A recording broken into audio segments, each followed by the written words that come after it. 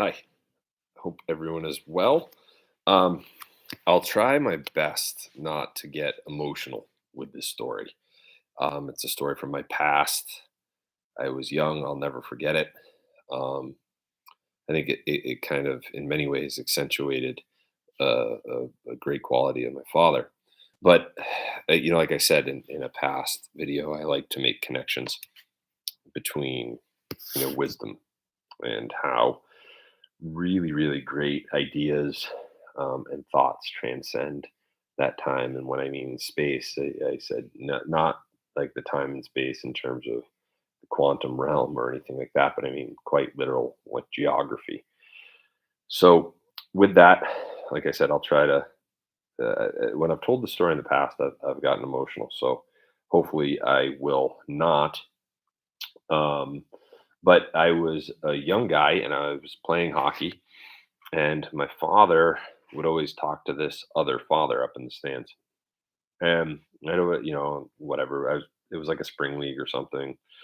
We were, you know, I was playing with his son, and so I'd see them talking all the time. And then after a couple weeks or a few weeks of playing, um, I was introduced to him, and my dad introduced him, and the dad said something like, "Oh, something complimentary." But what I noticed is that the man had a debilitating stutter.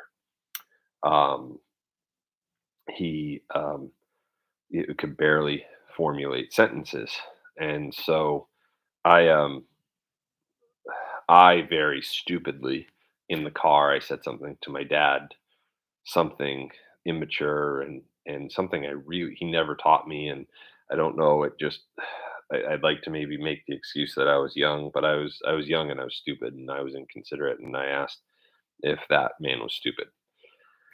And my father didn't usually really get upset with me, but I will never forget the intensity that he showed me. And he said, like, something along the lines that absolutely not. He's a brilliant man. Don't you ever say that. His speech is not a representation of who he is. And I guess that he actually was a really, really successful attorney and used um, someone like as his proxy to speak, but he would write all the arguments or whatever it was. I guess he was just a massively, massively intelligent man. And when I was just that young idiot kid, I just made that assumption that his speech must determine that he's not intelligent. And I've drawn from that because I think I used things as a crutch, like I told you, and so I think that whether we speak well, whether we look good, whether we have money, whether we have anything that doesn't really make us who we are. And that's very cliche, and I think it's so much easier said than done. I think I used a quote when a friend of mine was leaving, and it's from Stand By Me. It's at the end, like you never have friends like you had when you were 14 or something like that. And that because what happens is that when you're young, you don't complicate things with socioeconomic background, like how big your house is, what car your parents drive, where you go to school. But as we get older, we get further away from the wisdom of just liking people for who they are. Um, and not everybody, but a lot of people do. They get away from like, um, it's but it's like everybody wants a big house or a fancy house, but it's the empty space inside that we want, right? We all want that empty space, and that's Lao Tzu. That's not me, but that's segueing into who I'm going to talk about. Um, this little book was given to me, uh, the Tao Te Ching by Lao Tzu. Yep, again, a lot of people say maybe he didn't write anything, maybe he wasn't a man, maybe it was a collection of authors. So anytime you say this, you have to kind of understand that maybe Lao Tzu wasn't even really a person, but the wisdom has been around for thousands of years. And number 81, number 81, if you can see that, it says, and I'll try not to stumble as I read, it says, "True words aren't eloquent. Eloquent words aren't true. Wise men don't need to prove their point. Men who need to prove their point aren't wise. The master has no possessions. The more he does for others, the happier he is. the more he gives to others, the wealthier he is. The Tao nourishes by not forcing, by not dominating. The master leads. So that's okay. You can listen to that again and whatever. I won't read that again. And you know, and then there's Epictetus. Um, Epictetus again from um, Enchiridion. Um, he says that these reasonings do not cohere. I am richer than you, therefore I am better than you. I am more eloquent than you, therefore I am better than you.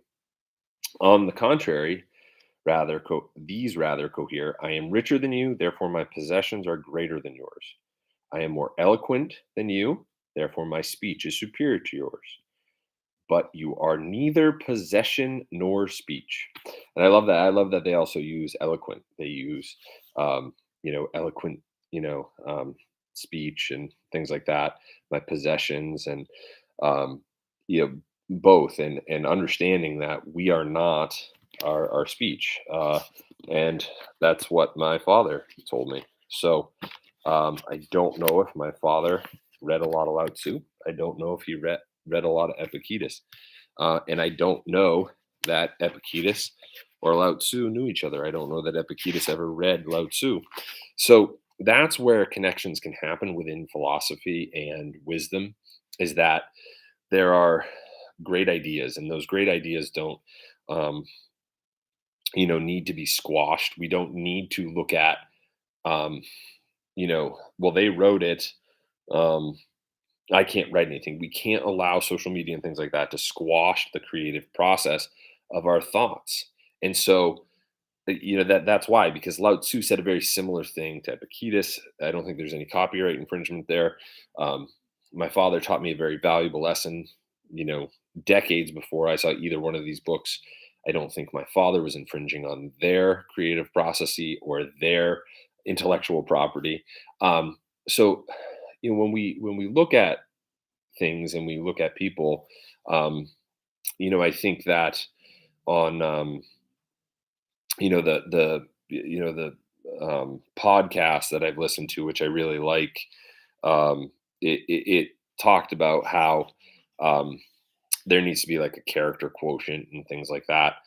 But when we look at kind of speech and we look at all these different things, they were talking about how one of the members of the podcast had not a job interview, but had to like it was a job for the New York Times, writing for the New York Times or editing for the New York Times, and they had to like edit for like a week. They had to edit, a bunch of different articles and then submit them. They were actually they were showing kind of what you're capable of doing. Um, I'm sure there was a resume involved, and I'm sure there was an interview process. But at the end of the day, they wanted to see what he was capable of doing. What job could he do in the place? And I think that there has to be another layer to it, is that can you do the work? Can you be there? Can you be judged based on your merit? Not, because there are people that go to great schools that just don't have a great work ethic. There are people that go to a quote unquote lesser school that have a wonderful work ethic. There are people that are massively creative that can add to things. So it's really looking at the big picture. It's looking not at someone's speech. It's not looking at where they come from. It's not anything like, it's looking at their merit. Can they do the job? Can they work? And when you're looking at that, right, there's this other thing too, is that what sort of kind of character barometer can you have with people? And I think you have someone that you need to be creative. You can ask them problem solving questions, because sometimes dollars and cents people, spreadsheet people, they don't have that problem solving. And as I was talking with someone earlier today, like the dollars and cents, the number crunchers are massively, massively important. We need them. They are so helpful. They're so unbelievably, unbelievably useful in a kind of binary world. But the other thing is that we need the creatives that can work and problem solve and if you've ever seen like a prototype of anything, like of a model of a toy, or I saw a long time ago a model of an R2D2 cooler that was going to go in stores for Pepsi, and it was awful. It was you know um, kind of styrofoam taped in a dome and everything like that. But what they were doing is that was their prototype. They were looking at size, shape, space where they could fit other things, dimensions, and ended up seeing it about 3 months later in the stores. And it was so cool, no pun intended.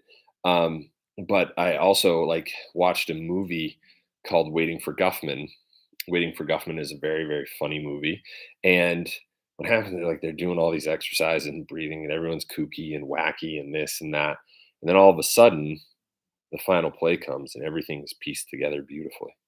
So those creatives and things like that, you have to understand, if you've ever been in acting or in play and doing the kind of the warm ups and the different things to get your voice and to get your nerves out.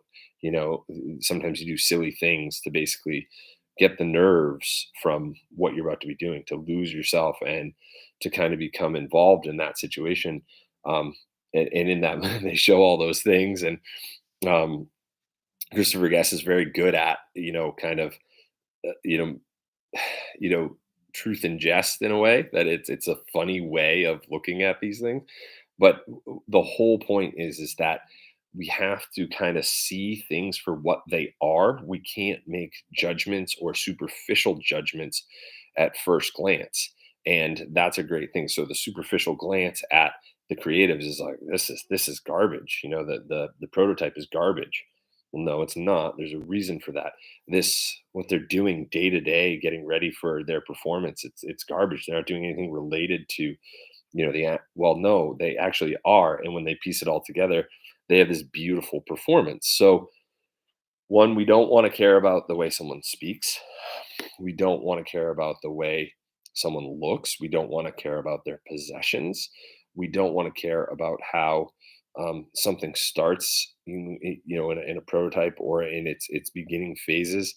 Um, because what we really want to see is we want to see the work ethic, the compassion, the empathy, the ability to really coexist in a situation, and in a work situation, a social situation. And so I think that yes, I'm still working on that.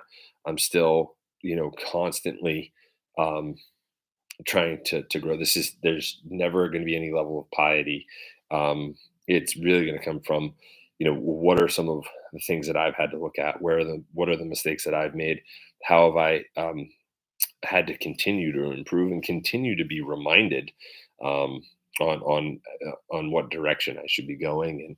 And like I said, is the Stoics and um, Eastern philosophy believes heavily on wisdom, but also the virtues, living a virtuous life, free of vice and all that sort of stuff. So I hope that um, those quotes, and I apologize that I stumble when I read.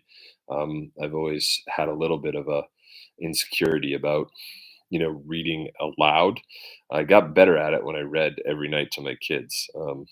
But some words and things like that, and the breaks. So reading to you is always going to be a struggle. Um, but if you have any questions or concerns, or if you want a further discussion, or you have insights, please let me know. Reach out. I turned the comments off. I think as I was kind of formatting the page, and I turned the comments off because I do get crazy stuff on Instagram, and I do worry um, about it's not that I'm afraid to you know, hear back. I may turn them on just because um, it may be better for some of you. But um, I've seen some really kind of toxic and negative comments on Instagram, and uh, I'd really, um, I'd really hope that we kind of stop doing that. On YouTube and on Instagram. Just it can be educational, it can be funny, and it can be kind, but um, I just don't. I don't want to see any negative comments And I hope I don't put any negative comments out there. Um, but anyway, have a great rest of your day. Everybody have a great weekend.